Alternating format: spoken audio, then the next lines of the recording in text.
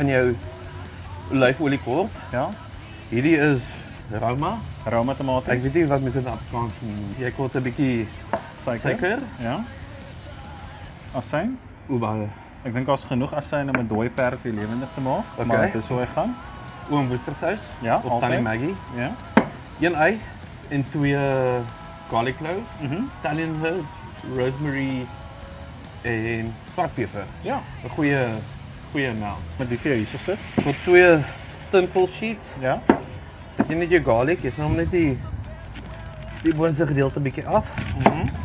Kyk, garlic nommer 2 daar gaan hy. Jy maak hom so 'n eilandjie. So lekker huisie vir die garlic huisie. Ja, vir die garlic huisie. Jou olyfolie kom net in. En dan kook jy jou Italian herbs. Oh, okay, ek het gewonder waar dit raai gaan. Nee. Bietjie sout, peper.